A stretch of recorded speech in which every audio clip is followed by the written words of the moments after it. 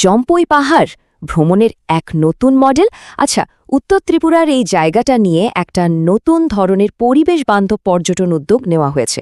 কিন্তু আসল প্রশ্নটা হলো, এই উদ্যোগ কি ভ্রমণের ধারণাকে সত্যিই বদলে দিতে পারবে? চলুন আজকের এই বিশ্লেষণে আমরা সেই উত্তরটাই খোঁজার চেষ্টা করি।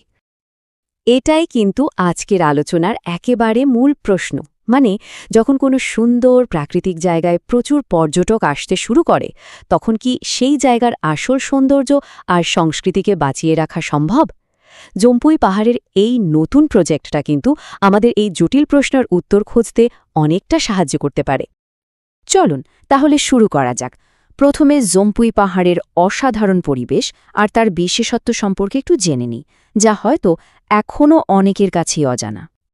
একবার শুধু ভাবুন তো, চারিদিকে কুয়াশায় ঢাকা পাহাড়ের চূড়া, যত দূর চোখ যায় শুধু কমলার বাগান, আর তার সাথে একটা একেবারে বিশুদ্ধ শীতল বাতাস।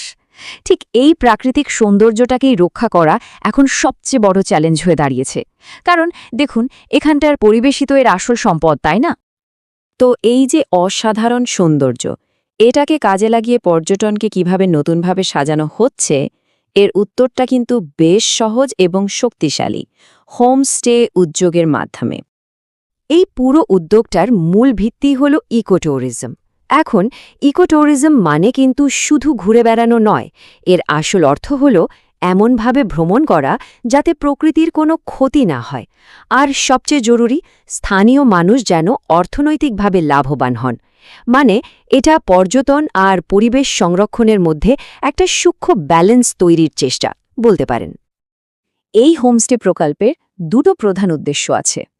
প্রথমটা হল স্থানীয় মানুষদের পর্যটনের সঙ্গে সরাসরি যুক্ত করা, মানে অর্থনৈতিক সুবিধাটা যাতে বাইরের বড় কোনো কোম্পানির কাছে না গিয়ে সরাসরি তাদের কাছেই পৌঁছায়।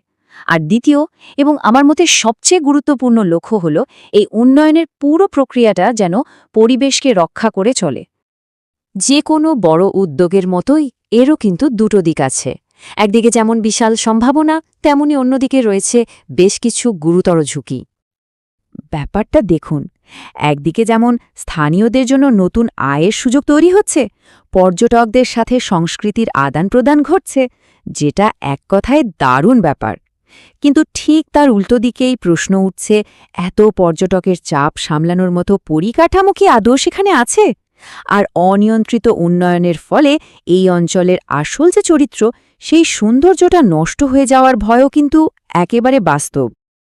আর ঠিক এই কারণেই জম্পুই পাহাড়ের এই উদ্যোগটা শুধু ত্রিপুরার একটা গল্প নয়, এটা আসলে বিশ্বজুড়ে টেকসই উন্নয়নের জন্য একটা বড় পরীক্ষা বলা যেতে পারে।